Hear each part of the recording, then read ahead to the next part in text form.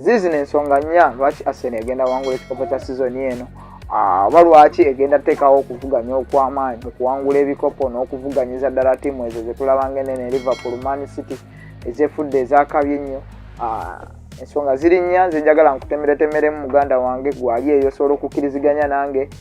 Oba oyinza okubaako kyoyogerawo wansi mu comment section n'obaako kyokomentinga oba olayikinga kyonna kyosobodde okugamba wansi awo muganda wange tukyaniriza era tukyeyanza nnyo. Arsenal season eno yekulembedde ekimeza kya Bungereza ne points ziri nnya kati ezijawula oluvannyuma lwa Man City okukola amaliri ne Spurs. Otuufu bataddewo bongedde oteekawo statement nti ku season eno ekikopo butuufu kwebali era gwe n'abadde ababuusabuusa suubira wandibadde olekeraawo kubanga basajja mutuufu bongedde okuteekawo statement eraga nti season eno ekikopo bwe kataligirya bandikyetikka. Ebirala byonna ebyabalemesa season eri bajja bisa ebbali naye this time round ndaba nga basinzidde okulaba nga batwala ekikopo kino. Katana subscribinga, commentinga, sharinga oyongere okutegeeza abalala ki kigenda mu maaso ku YouTube channel eno gye bayita Endiba Sports Channel nange mwerezaawo Kimera Boys. Ensonga nno zizino tugenda tutandika okumenyaamenya. Ensonga esookera ddala competition kati ku Arsenal weeri kitabaddewo season ewedde oba ne season gye zibadde zisembye mabega. Egezaako abazanyi bagezaako competinga babisa no olaba nga team butuufu bagiwadde boost ey'amaanyi. Competition eno eyamba abantu bangi okugenda mu maaso ne business endala zonna eziyamba okutambula mu maaso naye nga Arsenal specifically ejiyambye nnyo abazanyi bayo okulinyisa omutindo kubanga wekanga ngono bw'atasamba bulungi mbutuufu ate omulala bw'anaasamba obulungi ajja mutwalako ennamba eyo. Abazanyi abamu abavuganyiza ennamba ezimu kuliko omuzanyi gwe bayita Trossard ne Martinelli basamba ennamba y'emu naye mbutuufu omutindo bwe gukkamu kuono season endala ate omutindo bwe gukkamu kuono ate game endala ona alinyisa omutindo kwegamba oli abeera eri ku bench nga atudde alaba munne byasamba oba muweera chance naye ng'ajja ng'ayongerako kwegamba olaba nga competition eyo eyambako club okugenda mu maaso era abazanyi eri health eri si yampalaniraako eri health buli muzanyi ayagaliza munne naye competition eyo bayambye nnyo abazanyi okulinyisa emitindo gyabwe waggulu ne basobola okuba nga bayambira ddala club okufuna points ze bazeetaaga ne performance ennungi. Omuzanyi abalala bazambira ennamba y'emu ye muzanyi Zichenko ne Tomiyasu. Tomiyasu abayogeza bamu bagamba Arsenal nti oba Tomiyasu yabasookangayo naye abalala bagamba ate Zichenko alifa better. So kati twalabye ne mu game gye basambye ku weekend nga Zichenko yabaddemu n'omukono gw'amaanyi mu goals ezanywedde ku ttiimu ya Arsenal.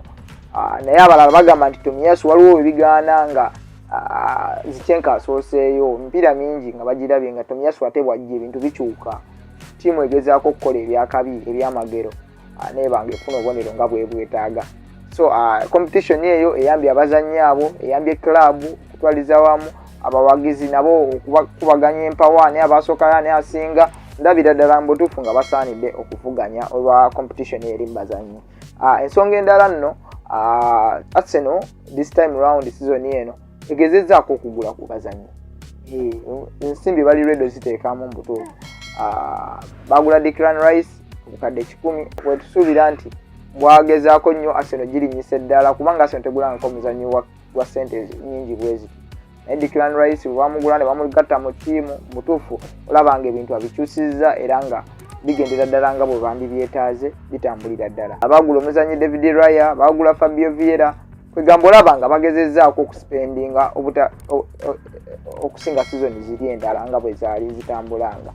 David Raya bagamba Arsenal nti senga teyali Ramsdale kikopo bandikitutte osanga naye Ramsdale yabakola kikopo kyabalemerera. So ne bagula David Raya olaba nga ttiimu eri ready okuspendinga ate ne mu January akatale kakano katuuse suubira bagenda yongeramu reinforcements suubira nti ekikopo mbutuufu ku season eno kwebali bwe kataligirya era banditwala ekikopo kya season eno bwe mutabyegendereza. Ensonga endala eyokusatu ye ttiimu eri ready okufightinga n'abazannyi abalala n'okufightinga ne ttiimu z'endala.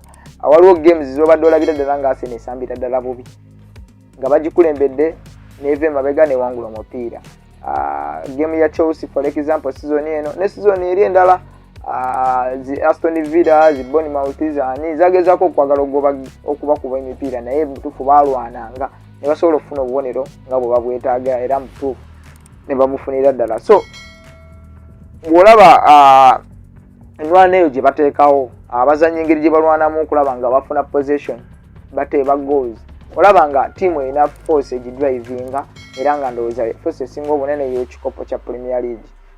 Era abadde baginyoomanyoma season eno mubutuufu tandika okuwetegereza ensonga ngezo wammanga olaba nga mubutuufu ddala abasajja ku kikopo kwe bali. Ensonga endala nesembalirayo ddala ey'okuna ye David Raya akyusiza nnyo omupiira gwa Arsenal, amodernizinze omupiira, engeri gya distributingamu omupiira, engeri gyakolamu saves.